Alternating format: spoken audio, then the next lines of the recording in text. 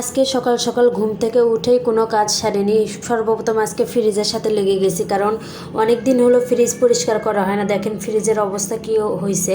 এইদিকে নর্মালেও কত বরফ জমে গেছে, নিচে তো ময়লা দিয়ে ভরপুর। যে ড্রয়ে মানে ছিল ওই নিচে, ওইটার নিচে তো একদম পানি দিয়ে জমে গেছে। এরপর দেখেন ডিপের অবস্থা কি, ডিপ কিন্তু আমাদের এর আগে নষ্ট হয়ে গেছিলো, তারপরে আবার নতুন করে ঠিক করে নিয়ে আসছিল। এরপরেও দেখেন ডিপ আবার হচ্ছে বরফ জমা শুরু করছে। কি অবস্থা হয়ে আছে। পরে ফ্রিজে সব কিছু বের করে টেবিলে রাখছি, আর যেগুলো হচ্ছে ডিবে রাখা ছিল মাংসগুলো, ওগুলো বের করে হচ্ছে একটা বালতির মধ্যে রাখছি, যাতে এগুলো পরবর্তীতে ডিবে আবার ভালো করে ঢুকাইতে পারি। কারণ যদি এগুলো বরফ ছাড়া যায় তখন মনে করেন যে অনেক জিনিস আছে যেগুলো নষ্ট হয়ে যাবে, এই জন্য একসাথে রাখছি যাতে বরফটা ভালো থাকে।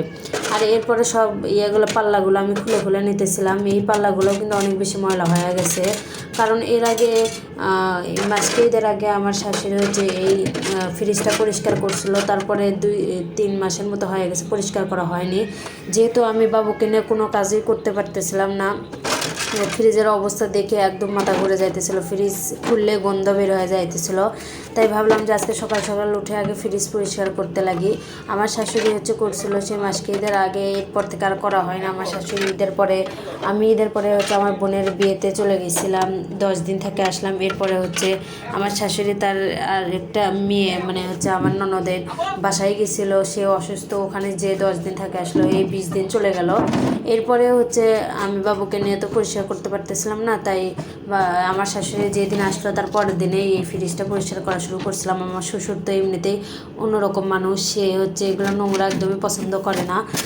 তার ভাবলাম যে সে রাগ করতেছে, তাই হচ্ছে আমার শাশুড়ি বলতেছিল তুমি হচ্ছে ফ্রিজটা পরিষ্কার করে ফেলো, কারণ আমার শাশুড়ির অনেক বেশি ঠান্ডা লাগছিলো, এই জন্য পরিষ্কার করতে পারতেছিল না। আর দেখেন কত বেশি পানি জমে গেছে নিচে, শুধু টপ টপ করে পানি পড়তেইছিল। আর এগুলো কিন্তু বরফ ছাড়ানো এখনও হয় না। আমার শাশুড়ি সবসময় দেখি যে ফ্রিজ পরিষ্কার করার সময় গরম পানি ব্যবহার করে। আমি জানি না গরম পানি ব্যবহার করলে ভালো নাকি হচ্ছে একা একা হচ্ছে বরফ গলে যাওয়া ভালো। আমি কিন্তু গরম পানি ব্যবহার করি না। আমার শাশুড়ি বলছিল যে গরম পানি দিয়ে বরফগুলো ছাড়াও। আমি দেখলাম যে হালকা করে বাড়ি মারলেই হচ্ছে বরফগুলো পড়ে যাইতেছিল নিচে। এরপরে এই যে দেখেন উপরকারটা তো খোলাই হয় না, বছরে একবারও খোলা হয় না, ওইটার মধ্যে একদম বরফ দিয়ে ভরপুর। আর যেহেতু ফ্রিজ নষ্ট, এখন আমার মনে হয় না ঠিক করার পরে কোনো ফ্রিজ ঠিকঠাক থাকে, আগের মতনই হয়ে যায়। এত বেশি বরফ জমে গেছে। আগে কিন্তু যে বরফের পাহাড় ছিল, এখন ঠিক করার পরে একটু কমছে, কিন্তু তারপরেও কিন্তু এখনও বরফ ছাড়া কমেনি। এরপরে আমি একে একে সবগুলো মুছে নিতেছিলাম। আর প্রথমে হচ্ছে দিয়ে পরিষ্কার করে নিয়েছিলাম ছাই আর হচ্ছে ভীম দিয়ে। এই ফ্রিজটা আগে ধুয়ে নিছি, কারণ হচ্ছে এই ছাই দিয়ে ধুলে কিন্তু ফ্রিজটা ভালোভাবে পরিষ্কার করা যায়, যেহেতু ভিজা ছিল না ফ্রিজটা। ছাই দিয়ে মাজার ফলে দেখা গেছে যে ময়লাগুলো সব উঠে গেছে, ফ্রিজটা চকচক করতেছিল। এই যে দেখেন ফ্রিজের ফাইনাল লুক কত সুন্দর চকচক করতেছিল। আর এর আগে কি অবস্থা হয়ে আসছিল, মনে হইতেছিল ঘৃণা লাগতেছিল সব কিছু দেখে। এরপরে ডিপটা হচ্ছে পরিষ্কার করছি। ডিপ প্রথম আগে নর্মাল করছিলাম, এরপর ডিপটা পরিষ্কার করে ফেলছি। আজকে সব কাজগুলো আমি এগুলাই করতেছিলাম। আর আমার শাশুড়ি আজকে রান্নার দায়িত্ব নিয়েছিল, বললো যে তুমি ফ্রিজটা পরিষ্কার করে নাও, আমি হচ্ছে রান্নাবান্না করে ফেলি। তাই আমি বললাম যে আচ্ছা ঠিক আছে। সে হচ্ছে রান্নাবান্না করতেছিল, আর বাবু তো খেলতেছিল, আর আমি এদিকে ফ্রিজ পরিষ্কার করতেছিলাম। আর মাঝে মাঝে বাবুকে দেখতেছিলাম, কারণ আমার মেয়েটা কিন্তু এখন কান্নাকাটি না করলেও এত বেশি দুষ্টামি করে। এখন যেহেতু বড় হয়ে যাইতেছে, দুষ্টামির মাত্রাটাও বেড়ে যাইতেছে। পরে যেগুলো এই যে ইয়েগুলো ড্রয়ারগুলো মাঝে রাখছিলাম, মাঝে হচ্ছে রোদে শুকাইতে দিছিলাম যাতে শুকে যায়, পানি টানি যেন না থাকে। এরপরে ওগুলো নিয়ে এসে ডিবে আটকাইলাম। তারপরে এখন নর্মালে সব কিছু আটকে নিতেছি, কারণ এগুলো হচ্ছে দেখা যাচ্ছে মাঝে মাঝে অনেক টাইমে আটকানো যায় না। এর আগে তো আমি আটকাতে গিয়ে একটা ভাঙ্গার মতো অবস্থা করছিলাম, একটু ভেঙে গেছিলো। কিন্তু এবার হচ্ছে সব ঠিকঠাক লাগানোর ফলে দেখা গেছে যে একটাও কোনো ক্ষতি হয়নি। আর এগুলোর মধ্যে দেখা যায় যে ডিম রাখি, ডিম রাখার কারণে দেখা যায় যে যেই ডিমগুলো ভাঙ্গা থাকে ওই ডিমের থেকে ময়লা পড়ে এগুলো আরও বেশি নোংরা হয়ে যায়। এরপর দেখেন সবগুলো আমি লেগে নিচ্ছি। এখন ফ্রিজের ফাইনাল লুকটা দেখেন কত সুন্দর লাগতেছে, মাশাআল্লাহ। আসলে জিনিস পরিষ্কার রাখলে কিন্তু সব জিনিস অনেক বছর চলে যায়। এরপরে আমি ফ্রিজের মধ্যে সব কিছু ঢুকাই রাখছি। আমার শ্বশুরের ইনসুলিন রাখলাম, শাশুড়ির ইনসুলিন রাখলাম, এরপরে আমার জিনিসগুলো রাখছিলাম। ওগুলো দিয়ে তো আমি পাউরুটি কিংবা কোনো কিছু তৈরি করতে পারি না, কেক টেক ওগুলো মিশে আয়নে রেখে দিছি বাসায় থেকে।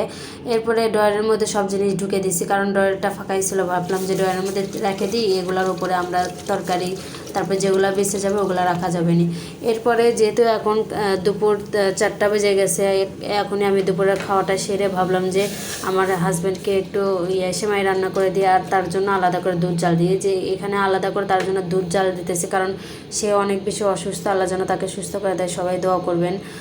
তার জন্য আলাদা করে দুধ জাল দিতেছে। আর এইদিকে 1 কেজি দুধ, এইটা দিয়ে সেমাই রান্না করব। আম্মু সেই মাসকে ঈদের মধ্যে সেমাই কিনে নিয়ে আসছিলো, এখনও ওই সেমাই আছেই। ভাবলাম যে নষ্ট হয়ে যাবে, একটু গন্ধ গন্ধ লাগতেছিলো। ফ্রিজেতে রাখলে কিন্তু জিনিসের কোয়ালিটি নষ্ট হয়ে যায়, একদমই ভালো লাগে না। ভাবলাম যে সেমাইটা রান্না করে ফেলে, তাহলে সবাই খাবে নি। দুধ আনছিল আম্মু, 1 কেজি দুধ এখানে আমি জাল দিয়ে নিয়েছিলাম। আমি কিন্তু সেমাইটা আমি বেশি একটা রান্না করি না, কারণ আমার শাশুড়ি দেখা যায় যে ঈদের মধ্যে সেমাই পায়েস এগুলো রান্না করে, আমি কখনোই রান্না করিনি। এর জন্য আমি বেশি একটা ভালো করে সেমাই পায়েস রান্না করতে পারি না। দেখা যায় যে ঈদের দিন সকালবেলা উঠে দেখি যে আমার শাশুড়ি এগুলো রান্নার প্রস্তুতি চলতেছে। আমার শাশুড়ি সব থেকে বেশি যে কাজটা করে, এই দুধগুলা ভালো করে বলক পারিয়ে নেয়। এই যে দুধ যত বেশি বলক পাড়া হয়, দুধের স্বাদ নাকি মানে ওই সেমাই বলেন পায়েস বলেন ওগুলো স্বাদ আরও কিন্তু দ্বিগুণ বেড়ে যায়। আমার শাশুড়ি আমাকে বলে দিতেছিল যে তুমি দুধটা ভালো করে বলক দিয়ে নেবা অনেকক্ষণ। ওর মধ্যে এলাচ, একটা দারচিনি আর চিনি দিয়ে ভালো করে বলক করে নেবা। তারপরে একটা বাটি আগেই এর মধ্যে সামান্য একটু লবণ দিয়ে দিতেছিলাম, তাহলে যাতে চিনির ব্যালেন্সটা ঠিক থাকে। এরপরে লবণ দিয়ে আর একটু নেড়ে চেড়ে নিয়েছিলাম, আর ওখানে বাটিতে রেডি করে রাখছি। ভাবলাম যে আগে সেমাই দিয়ে তারপরে উপরে দুধটা ঢেলে দেবো। আমার শাশুড়ি কিন্তু পাতিলের মধ্যে কখনোই সেমাই দেয় না, দেখি যে এরকমভাবে সেমাই আগে বাটির মধ্যে দিয়ে তার উপর দিয়ে দুধটা ঢেলে দেয়, তাহলে দেখা যায় সেমাইটা একটু ঝরঝরাই থাকে, একবারে কাদা কাদা হয়ে যায় না। এখন আমি এই যে দুধটা ঢেলে দিলাম, এই 1 কেজি দুধ দিছি, তারপরে ওই সেমাইটা একবার সবগুলো টেনে নিছিল, একটা দুধও অবশিষ্ট ছিল না এই সেমাইয়ের মধ্যে।